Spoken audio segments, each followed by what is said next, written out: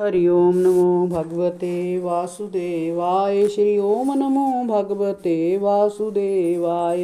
हे राजन, जो मनुष्य वन में जाकर परमेश्वर की शरण में जाता है उसे जंगली पशु तंग नहीं करते। परमेश्वर उन जंगली और हिंसक पशुओं से उसकी रक्षा करता है। जो मनुष्य ईश्वर के भजन भूजन से दूर रहता है उसे वैतरणी नदी पार कर रौदव नरक में जाना पड़ता है। परंतु जो लोग परमात्मा की आराधना के लिए वन में चले गए हैं वे कभी किसी गृहस्थ से भोजन मांगने शहरों और कस्बों में नहीं जाते।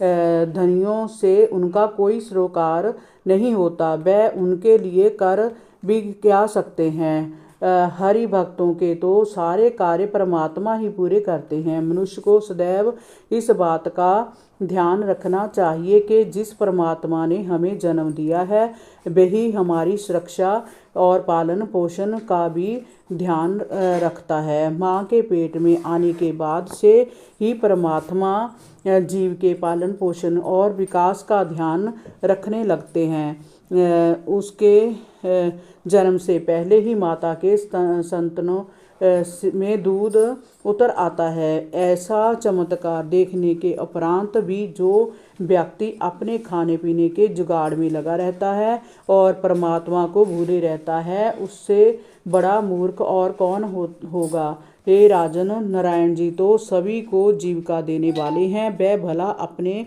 भक्त की चिंता छोड़कर उसे भूखा कैसे रख सकते हैं। अतः इसकी चिंता छोड़कर मनुष्य को प्राणायाम द्वारा उस परम पिता परमात्मा से तादात्म्य स्थापित करने का प्रयास करना चाहिए। प्राणायाम के द्वारा मनुष्य शांत चित्त होकर एकांत में बैठ जाएं और फिर श्वास खींचकर योगाभ्यास द्वारा अपने प्राण को ब्रह्मांड में ले जाने का प्रयत्न करना चाहिए। परमात्मा वहाँ सहस्त्र दल कमल के पुष्प में विराजमान रहता है।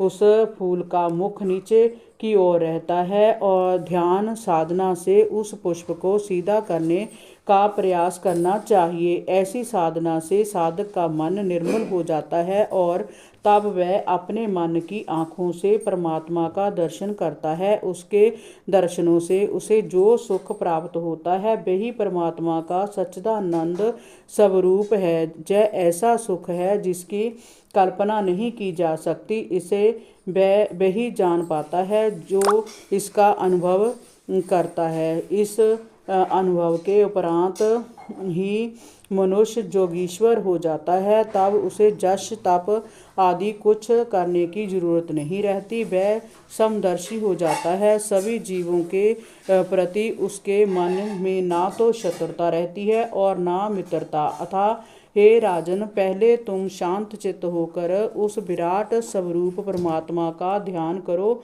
और मन को स्थिर करके उसी में अपना ध्यान लगाओ। इस ध्यान से ही तुम्हें परमात्मा के स्थूल स्वरूप के दर्शन होंगे। हरि ओम नमो भगवते वासुदेवाय। श्री ओम नमो भगवते वासुदेवाय।